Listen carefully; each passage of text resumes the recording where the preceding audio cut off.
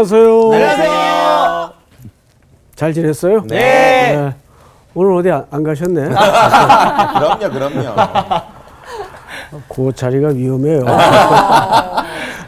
복습 누굽니까? 네, 접니다. 예. 네. 씩씩하게 손을. 지금 굉장히 쿵쾅쿵쾅한 상태예요, 지금. 갑자기 눈물이 나지. 지난 시간에는 저희가 이제 그동안에는 이제 음료의 만행을 봤다면 이제 음료의 최후를 보는 시간이었어요. 그렇지. 예. 네, 그래가지고 이제 또 많은 분들이 헷갈리실 수 있을까봐. 목이맨. 그러니까 음료는 물론 이렇게 성적인 의미도 있지만 하나님을 의지하지 않고 사는 그런 삶으로 사는 그걸 또 음녀라고 표현을 그 당시에 이 로마 제국의 그런 만행들을 보면서 음녀라고 하나님께서 얘기하셨는데 거기서 우리가 보면은 뭐 7왕인데 막 망했고 뭐 있고 먹고 8째 왕이 있고 그래서 너무 헷갈린다 했는데 결국엔 정말 영원히 음녀는 영원히 멸망의 길로 들어간다. 그 마지막 최후를 저희가 볼 수 있었거든요. 하지만 저희는 어디서 봤냐?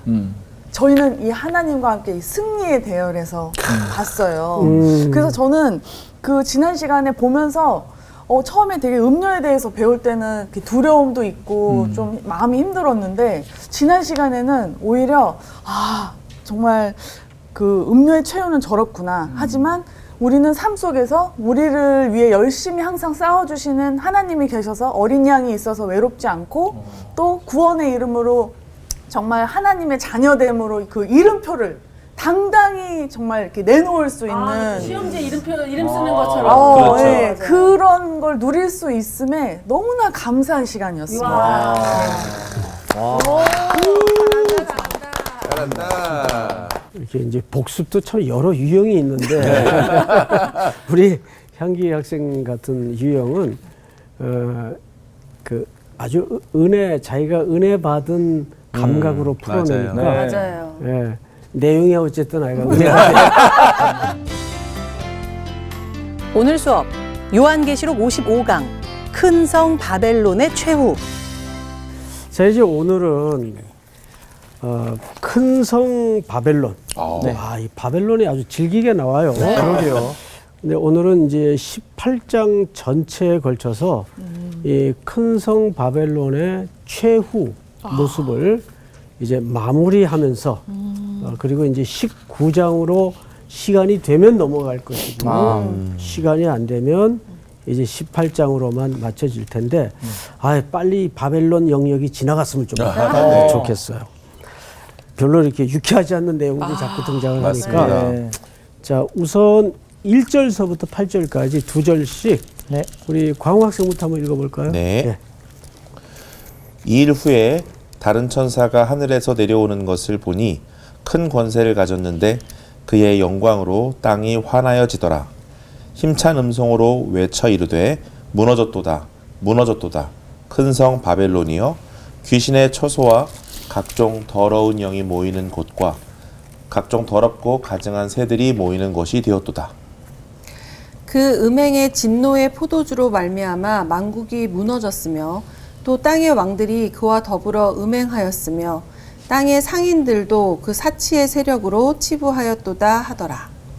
또 내가 들으니 하늘로부터 다른 음성이 나서 이르되 내 백성아 거기서 나와 그의 죄에 참여하지 말고 그가 받을 재앙들을 받지 말라. 그의 죄는 하늘에 사무쳤으며 하나님은 그의 불의한 일을 기억하신지라. 그가 준 그대로 그에게 주고 그의 행위대로 갑절을 갚아주고 그가 섞은 잔에도 갑절이나 섞어 그에게 주라. 그가 얼마나 자기를 영화롭게 하였으며 사치하였든지 그만큼 고통과 애통함으로 갚아주라. 그가 마음에 말하기를 나는 여왕으로 앉은 자요 과부가 아니라 결단코 애통함을 당하지 아니하리라 하니 그러므로 하루 동안에 그 재앙들이 이르리니 곧 사망과 애통함과 흉년이라. 그가 또한 불에 살라지리니 그를 심판하시는 주 하나님은 강하신 자이심이라. 네, 수고하셨습니다. 이제 드디어 바벨론의 최후 모습을 우리가 이제 방금 읽었는데 이제 들어가면서 하나하나씩 설명을 들으십시다. 네. 여러분 항상 바벨론이라는 요한계시록의 표현은 어느 나라를 상징한다? 로마 제국. 로마 제국을 상징한다. 로마 제국은 2000년 역사에 현존했던 실제 제국이지만 오늘날에도 그 속성과 가치는 남아 있고 있어요, 없어요? 살아있습니다. 있죠. 네. 예. 그래서 로마 제국이라는 나라를 중심으로 하나님은 오늘 이 현세의 그리스도인들에게 설명하고 싶은 메시지가 분명합니다. 네. 오늘날에도 그 영역과 그 가치가 그 속성이 있다는 얘기예요. 네. 그럼 1절 2일 후에 다른 천사가 하늘에서 내려오는 것을 보니 큰 권세를 가졌는데 그의 영광으로 땅이 환하여지더라. 그 이제 참된 영역의 한 천사가 네. 이 천사는 하나님의 경영의 심부름 수종드는 존재죠. 네. 큰 권세를 가지고 내려와 땅에 모든 어둠에 꽁꽁 들키고 싶지 않았던 영역을 다 드러내죠. 네. 환해짐으로써 최종적인 날이 그럴 것 같아요. 우리는 그동안 숨어서 별짓 다 해서 아무도 모를 것 같지만 하나님께서 광명한 빛으로 온 땅을 덮으시면 드러나지 않을 게 없어요. 우리의 깊은 동기까지도 다 드러내실 겁니다. 2절 보시면 힘찬 음성으로 외쳐 이르되 무너졌도다 무너졌도다 큰 성 바벨론이요. 자, 여러분 무너졌다는 말이 몇 번 쓰여졌어요? 두 번이요. 2번. 2번 쓰여졌어요. 네. 종교학생. 네. 2번씩 무너졌다는 말을 쓰는 데에는 뭘 강조하고 싶었던 걸까요? 완전히 무너졌다. 그렇죠. 항상 2번 강조하는 것은 확실하게 이루어지거나 이루어진 것을 설명하기 위해서 확증적 수입니다. 네. 그래서 예를 들면 성경에서 하나님이 2번씩 말씀하실 때가 있어요. 네. 예로 사도 바울이 아시아로 복음을 전하려 하니까 성령이 몇 번씩 나타나셨어요? 2번씩 나타나셔서 네. 가로막았어요. 네. 2번씩 나타나셔서 막았다는 것은 그 길이 확실히 아니라는 아니다. 뜻입니다. 네. 근데 알아들었어요? 못 알아들었어요? 못 못 알아들었습니다. 알아들었어요. 네. 그래서 하나님이 마게도냐의 환상이라는 방식을 통해서 깨닫게 해주시오. 네. 그러니까 인간은 하나님이 이거 열어주지 않으면 못 봐요. 네. 사람이 그러죠. 내가 정말 그렇게 속을 줄 몰랐다고. 그때 왜 그렇게 속았죠? 이게 가리워져서 맞아. 그래요. 네. 네. 성경을 다시 보십시다. 2절 힘찬 음성으로 외쳐 이르되 무너졌도다 무너졌도다 큰 성 바벨론이요. 그 여기서 말하는 큰 성 바벨론은 당연히 로마. 어디를 얘기하는 걸까요? 로마 제국을 얘기하는 거예요. 네. 귀신의 처소와 각종 더러운 영이 모이는 곳, 처소, 곳, 또 더럽고 가증한 새들이 모이는 곳이라는 말을 썼죠. 네. 자, 근데 거기 풋노트를 보시면 네. 우리 수혜 학생이 네. 풋노트를 한번 보세요. 또는 뭘로도 번역이 가능하죠? 옥. 예, 옥이 뭡니까? 감옥. 감옥을 얘기하는 거예요. 자, 형제 학생, 감옥은 가장 특징이 뭘까요? 안 가봐서 모르겠지만, 가장 특징이 예, 일단 갇혀 있으면서 내가 하고 싶은 건 못하는 상황. 아주 중요한 표현을 썼는데 갇혀 있는 거예요. 네. 첫째는. 그래서 뭘 못해요? 제가 하고 싶은 거를 할 수 없어요. 이게 옥의 특징입니다. 무슨 얘기냐면 지금 여기서 말하는 진짜 의도는 갇혔다는 말이 아니고 자기가 벗어나고 싶어도 자기 마음대로 못하는 거예요. 네. 근데 여러분 잘 보세요. 네. 이 세상에 이런 감옥 같은 삶을 사는 모든 거 누려. 네. 모든 거 가졌어. 돈도 많아. 네. 그런데 감옥 같은 삶을 사는데 그 특징이 뭐냐면 헤어나오질 못하는 거예요. 야. 근데 요즘 근데 현대인들이 많이 진짜 그런 것 뭔지 같아요. 알겠다. 그게 감옥이에요. 와. 무슨 소리인지 알겠어요? 중독 같은 본인이 거잖아. 감옥인지 모르는 거죠. 근데. 그렇죠. 갇혀 있는 모르는 핸드폰에 5개 갇혀있지. 그것도 그렇고 생활 자체도 사실은. 맞아요. 예. 맨날 유 선생 들여다보는 것도 유 선생. 감옥이에요.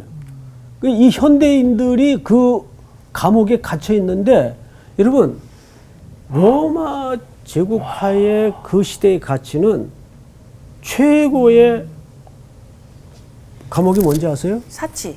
사치와 쾌락과 향락이에요.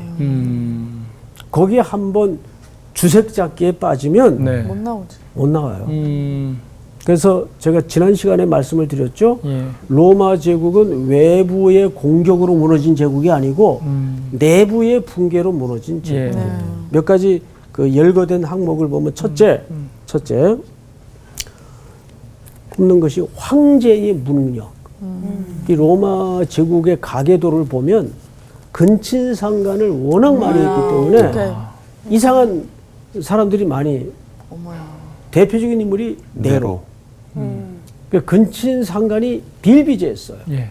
근데 왜 그렇게 했나 봤더니 황제의 혈통을 유지하기 위해서. 그러니까 근친상간이 아무래도 이루어졌겠죠. 그런데 여러분 스가랴서를 보면 하나님이 어떤 시대를 경고를 주거나 재앙을 내리실 때 먼저 건드리는 게 지도자의 분별력을 무너뜨리는 거예요.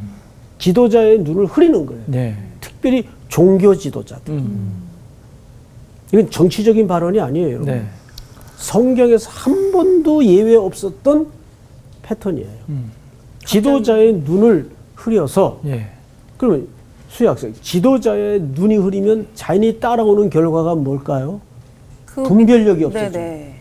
분별력이 없어지면 자연이 따라오는 과실이 뭘까요? 아니 그 이제 지도자 이제 밑에 따라가는 공동체. 그게 다 무너지는 거죠, 같이. 백성들이 골탕을 먹는 거예요. 그렇죠. 결국은 그렇죠. 그렇게 해서 하나님이 하나님의 메시지를 흘려보낼 때가 있어요. 그 첫 번째 타켓이 지도자들로 하여금 예. 분별력을 잃어버리게 만듭니다. 그런데 로마 제국의 역사를 연구한 일반 역사가들의 기록이 이게 네.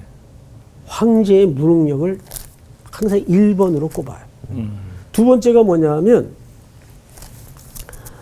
인구 감소. 그 시대에도 로마 제국하에 인구 감소가 있었어요. 많이 자녀들을 생산했을 것 같죠? 그렇지 않아요. 결혼 제도가 우스워지고 그렇게 크게 의미의 가치가 사라질 때 요즘 시대가 그렇지 않습니까? 지금 이야기하시는 것 같아요. 그렇죠. 예. 제가 지난주에 장흥 선교를 다녀왔어요. 저 전라남도죠, 장흥이.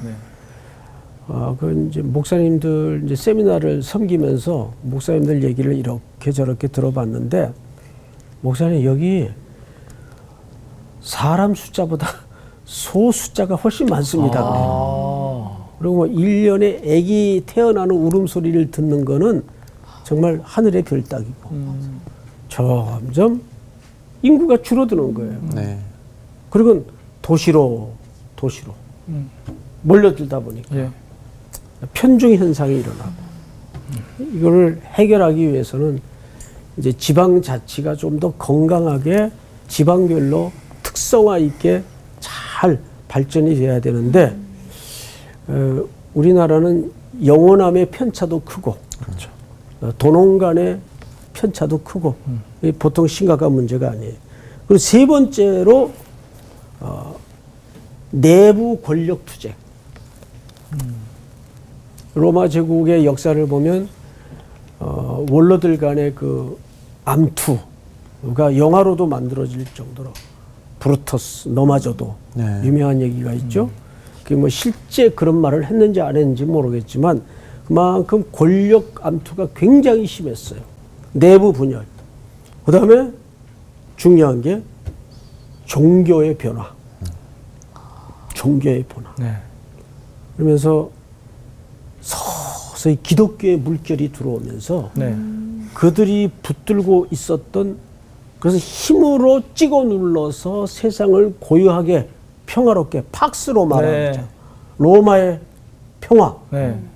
이것이 흔들리기 시작한 거예요. 네.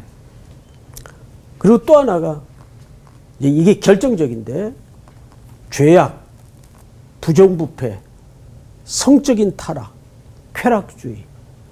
이 당시에 그 조각물이나 그림이나 또 시설들을 보면요.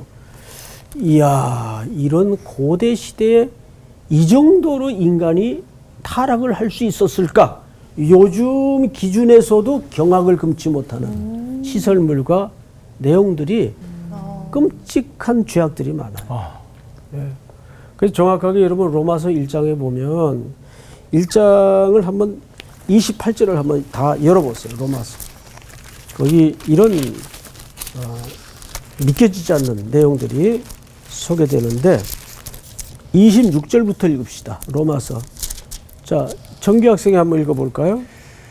이 때문에 하나님께서 그들을 부끄러운 욕심에 내버려 두셨으니 곧 그들의 여자들도 순리대로 쓸 것을 바꾸어 영리로 쓰며 그와 같이 남자들도 순리대로 여자 쓰기를 버리고 서로 향하여 음욕이 부릴 듯하며 남자가 남자와 더불어 부끄러운 일을 행하여 그들의 그릇됨에 상당한 보응을 그들 자신이 받았느니라. 네, 이것은 뭐 오늘날에도 큰 이슈가 되는 동성 간의 성적인 타락을 얘기하는 거죠. 그러니까 이것은 하나님께서도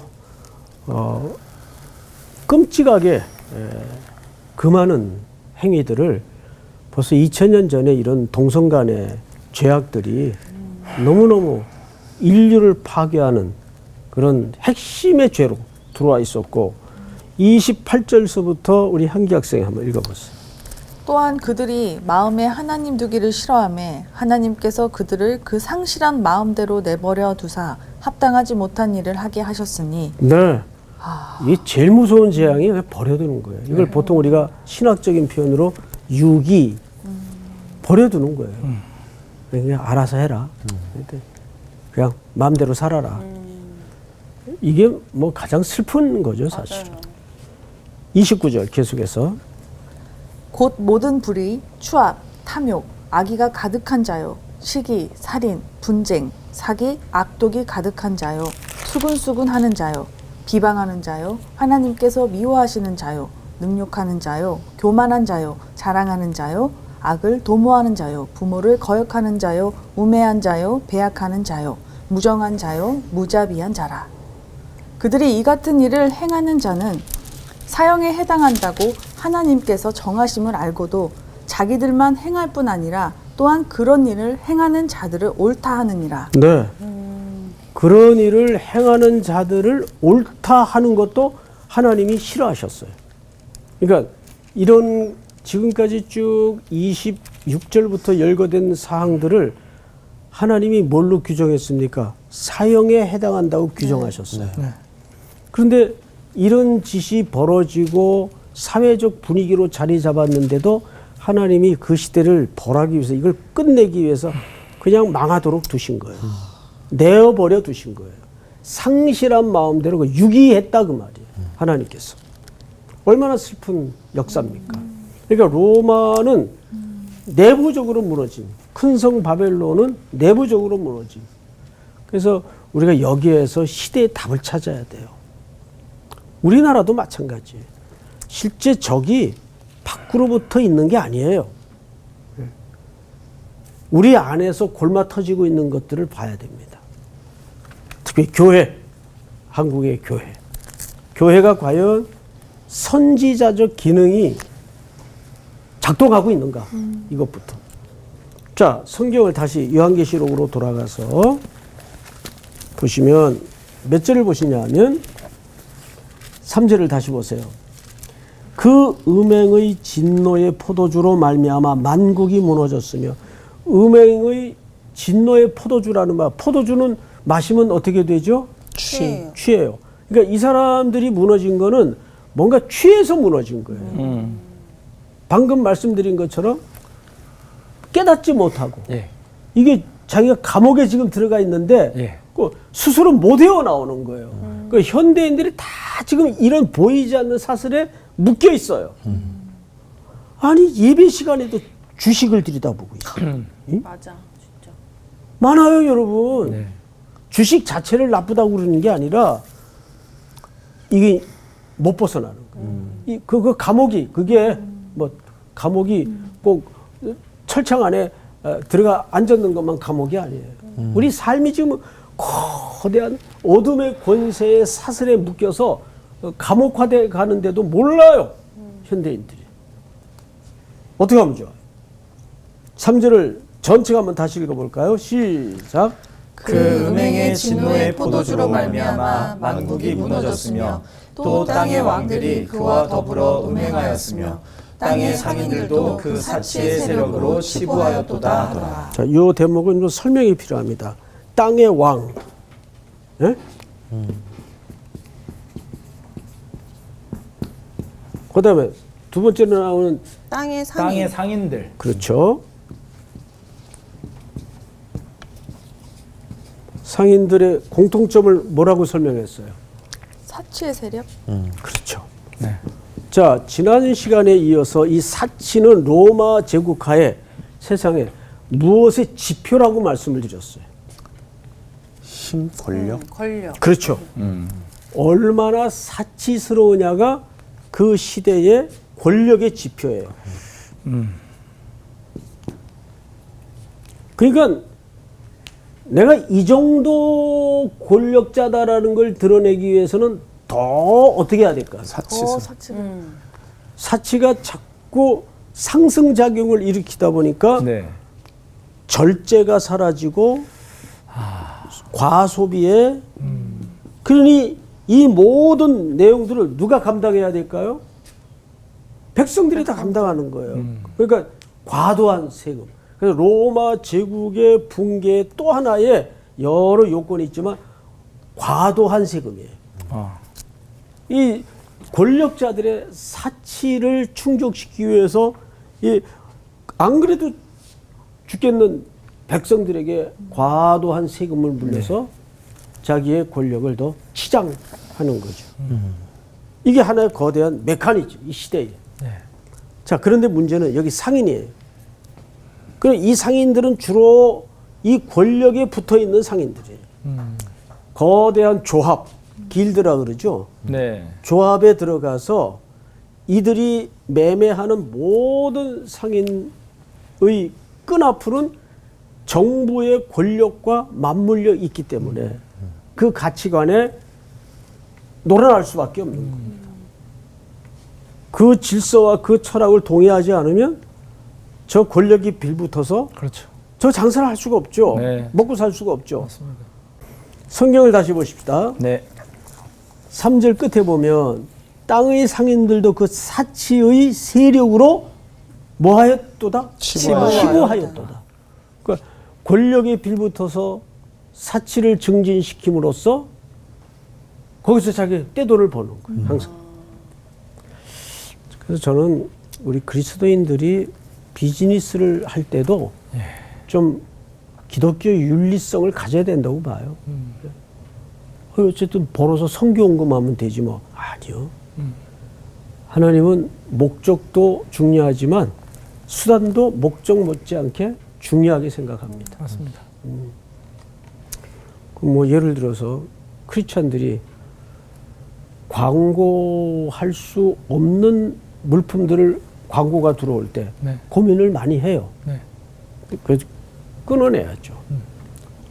그러니까 이게 더러운 이익이냐 참된 이익이냐에 대해서는 고민해 볼 수 있어야 되죠. 자, 4절로 넘어갑니다. 또 내가 들으니 하늘로부터 다른 음성이 나서 이르되 내 백성아 거기서 나와. 참 이 음성 자체가, 이 문장 자체가 처절하죠. 지금 여기서 나와야 돼요. 거기서 나와 그의 죄에 참여하지 말고 그가 받을 재앙들을 받지 말라. 거기서 나와라. 그러니까 거기라는 거는 어디예요? 감옥이죠. 거기서 나와라. 근데 문제는 현대인들이 감옥에서 스스로 나올 수 있는 이제 의지나 없죠. 능력이 없다는 거예요. 이때는 뭐가 필요할까요? 믿음. 믿음이 아니고 주님이 개입하시는 수밖에 없는 거예요. 역사. 끌어내 주셔야 돼. 네, 끌어내야 돼요. 그래서 스가랴서에 보면 이제 우리가 계시록 끝나고 지금 스가랴서를 공부를 이제 이어할 텐데 구약의 또 계시록적 파트를 맡고 있어요. 거기에 은총의 막대기와 언약에 해당되는 연합의 이 막대기를 준비를 해요. 하나님의 자녀들을 위해서. 근데 하도 백성들이 콧방귀도 안 끼니까 그들 앞에서 은총의 막대기를 꺾어요. 하나님과 언약이 깨지는 거죠. 그러니까 당연히 뭐가 꺾어질까요? 언약이 연합이 꺾어지는 거예요. 근데 요 사이에 참 목자인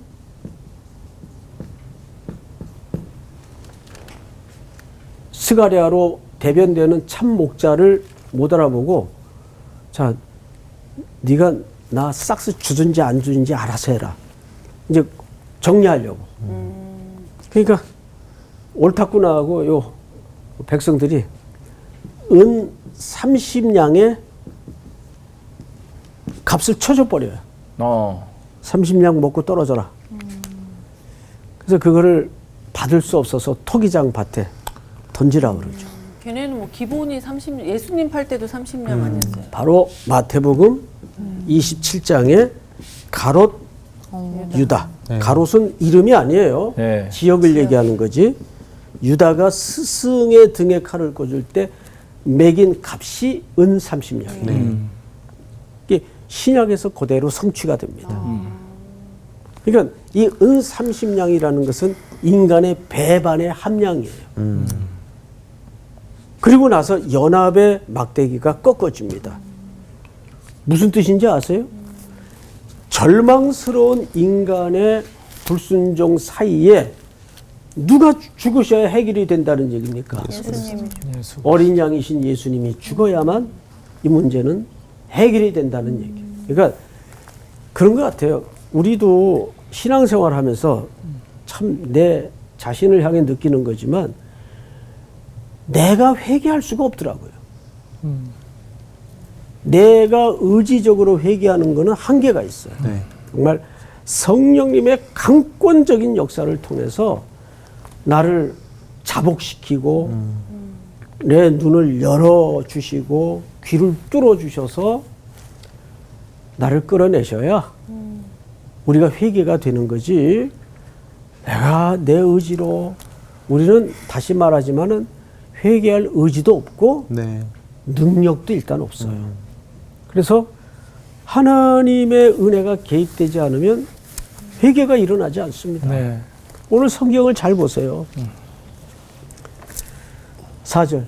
또 내가 들으니 하늘로부터 다른 음성이 나서 이르되 내 백성아 거기서 나와 그의 죄에 참여하지 말고 그가 받을 재앙들을 받지 말라. 5절. 우리 광호 학생 한번 읽어볼까요?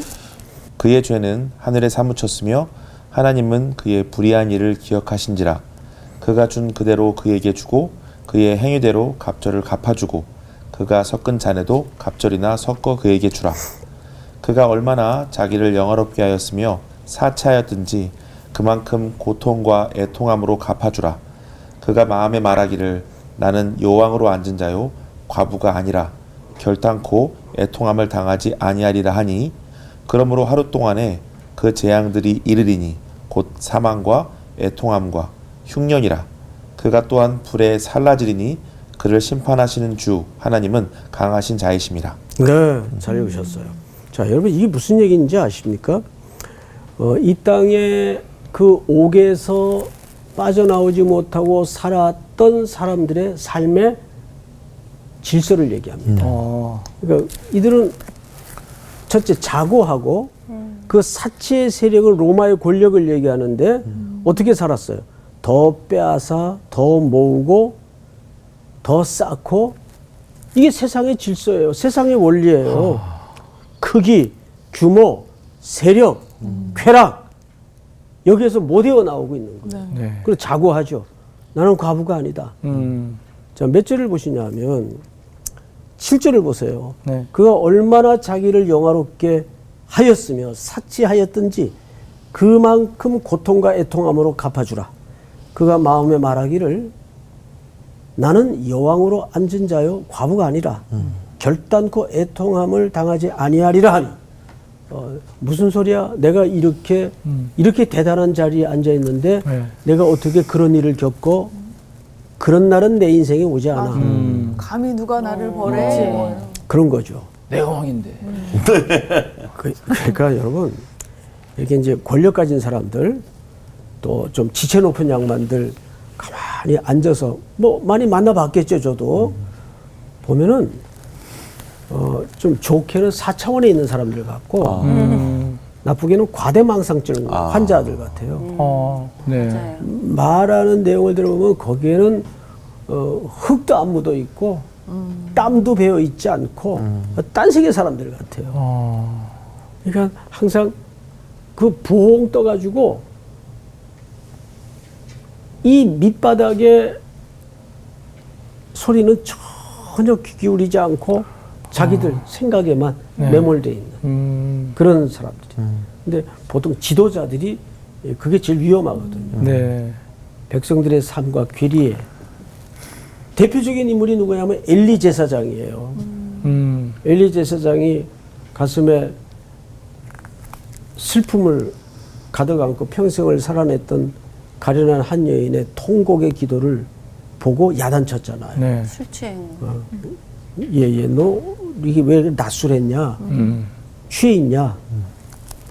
이게 우리가 그런 오류에 빠질 수가 있어요. 특별히 앞에 세워져 있는 사람들이 그런 오류에 빠질 수가 있어요. 예. 오늘 정확하게 이 권력자들이 자기들의 삶에 취해서 좀 자고하고 있는 모습을 그대로 보여줍니다. 8절을 볼까요? 그러므로 하루 동안에 그 재앙들이 이르리니 하루 동안에 이른다는 말은 순식간에 네. 예, 순식간에 이런 재앙들이 이를 것인데 곧 사망과 애통함과 흉년이라 그가 또한 불에 살라지리니 그를 심판하시는 주 하나님은 강하신 자이심이라. 하나님은 강하시다는 말은 여기서 이 모든 보여준 내용들에 대해서 반드시 마무리하시는 분이다 그 말이에요. 네. 자, 우리 9절을 한번 전체가 같이 읽어볼까요? 9절 시작. 그와 함께 음행하고 사치하던 땅의 왕들이 그가 불타는 연기를 보고 위하여 울고 가슴을 치며. 자, 그러면 이런 바벨론의 최후의 그림을 굳이 계시의 그림을 통해서 독자들에게 후대의 독자들에게 지금처럼 읽히게 만들고 보여주는 의도가 뭘까요? 이게 진짜 중요한 거예요. 네. 반모섬에 유배되었던 요한을 통해서 오늘의 독자들에게 이런 바벨론의 최후의 그림을 보여주는 진짜 의도가 네 분 짧게 다 대답을 한번 해보세요. 정규 학생부터. 일단은 너희들의 삶도 돌아보고 그리고 내가 너희와 함께 하고 있으니 너희는 그 승리를 믿고 의지하며 따라와라. 또 우리 향기 학생. 아, 지난번에 비슷한 질문 하셨는데 이 포인트가 아니었는데. 아니었대요. 아니 남이 포인트는 신경 쓰지 말고 왜 그러세요 저한테? 전 맞다고 생각했어요. 누나 말 들어요. 네. 틀렸나 봐요. 반대되는 거여서 깜짝 놀랐던 기억이 나는데 모르겠네요. 아니 뭐야. 자 우리 수희 학생. 저는 근데 아까부터 그 선생님 얘기하실 때 로마가 이렇게 사치를 가지고 권력의 그 기준을 잡고 이렇게 했다는 걸 들으면서 그 당시 크리스천들한테는 물질 통용도 잘 안 되게 했었잖아요. 예수를 믿는다는 그 이유 하나만으로. 그러니까 얼마나 저게 기준되는 세상에서 그리스도인들이 살기가 얼마나 힘들었을까를 계속 생각하게 되더라고요. 그것처럼 지금도 우리가 참 세상의 기준과 가치를 따라가는 것이 얼마나 헛된 것인가. 그리고 세상의 기준과 가치를 반하면서 크리스천들이 살아가는 게 너무 힘들지만 거기에 대한 되게 희망이 보인다라는 생각이 진짜 많이 들었어요. 자, 마지막으로 광호 학생. 네. 더불어 설명하면 결국은 우리가 당할 심판이 있었으나 그걸 주님께서 우리에게 비밀을 주시고 갚아주셨으니까 우리가 해야 될 일은 그 불에 타고 있는 지금 로마의 상황이 지금이랑 다르지 않으니 지금에 있는 현대 죽어가고 있는 백성들을 위해서 기도하고 전도하고 그들 주님께로 다시 이끌 수 있도록 더 수고하라라고 하시는 애통의 마음이 담겨 있다고 느꼈습니다. 애통의 마음이 담겨 있다. 여러분, 최고의 위로가 뭔지 아세요? 최고의 위로. 최고의 위로 공감하는 거. 아니 나는 그냥 한우. 잘하고 있다 하시면 뭐 다 조금씩 답이 묻어 있는데 네네. 우리가 이런 걸 보면서 지금까지 분투해왔고 버텨냈던 삶이 틀리지 않았고 그러니까 그러면 다 끝나요. 그렇죠. 맞아요. 아, 내가 틀리지 않았구나. 이걸 어디서 발견하냐면 욥기에서 발견합니다. 네네. 욥이 참 이해도 해석도 설득도 안 되는 애매한 고난과 고발을 친구들로 하여금 얼마나 겪습니까? 네. 평생. 근데 나중에 하나님이 누구 편을 들어주냐 하면 욥의 손을 들어줘요. 네. 그 백성들이 욥에게 가서 제사를 드리죠. 제물을 드리고. 그 말은 무슨 얘기냐면 그 욥은 그때 바로 그리스도의 모형으로 등장을 하는 거예요. 그러면서 거기서 욥이 위로를 받아요. 네. 아, 내가 틀리지 않았구나. 나는 그거면 다 된다고 생각해요. 맞아요. 내가 지금까지 손해보면서 억울함을 겪으면서 가슴에 구멍이 날 정도로 그 허무한 바람이 내 인생을 평생 흔들었다 할지라도 이 장차 도래될 영광과 계시의 그림을 바라보면서 독자들에게 정말 주고 싶었던 것은 위로예요. 오히려 분투 끝까지 견뎌라. 너희들이 이런 날이 올 것이다. 이것도 의미가 있겠지만 너희들 틀리지 않았다. 내가 걸어왔던 길이 틀리지 않았다. 네. 진짜 위로가 되네요. 진짜 그렇지. 자, 우리 위로받은 걸로 공부는 끝납시다. 오늘 여기까지. 감사합니다. 감사합니다. 나 선생님 말씀하실 때 네. 우리 애들 생각이 좀 났는데 그 감옥에 오면 나갔다가 한 달 있다 돌아오는 애들이 거의 대다수예요.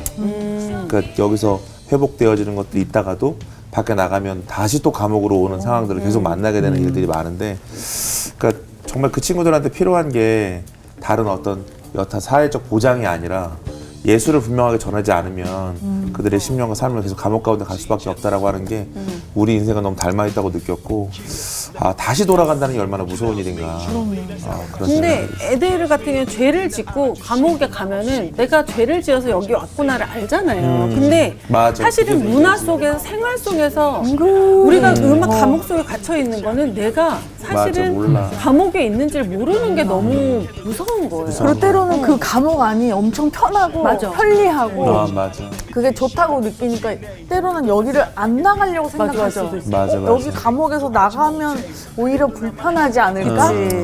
그래서 너무 더 무서운 거야. 안정감을 찾는 것 같고 맞아. 내가 그 어떻게 보면 그 감옥 안에 자처해서 들어가는 것 같기도 하고 네. 오늘 저는 진짜 우리 선생님 말씀 통해서 계속 무슨 생각이 들면 진짜 이게 지금 딱 우리 이야기다. 맞아. 맞아요. 네, 이런 생각 계속 들었어요. 그래서 아 잘하고 있다고 칭찬 받고 싶다. 잘하고 있어. 네. 가시죠. 네. 아유. 틀리지 틀리지 않다. 위로해 주시는 말씀 붙잡고 갑시다. 맞습니다. 이번 주 퀴즈입니다. 바울은 악을 무엇으로 이기라고 했나요? 1번 선, 2번 악, 3번 율법. 정답을 아시는 분은 CBS 성서학당 홈페이지나 카카오톡 채널을 이용하시면 됩니다. 선정되신 분들에게는 대한성서공회에서 발행한 성경 통독을 위한 최고의 자습서 성경 2.0, 성서학당 선생님들의 저서 중 하나를 드립니다.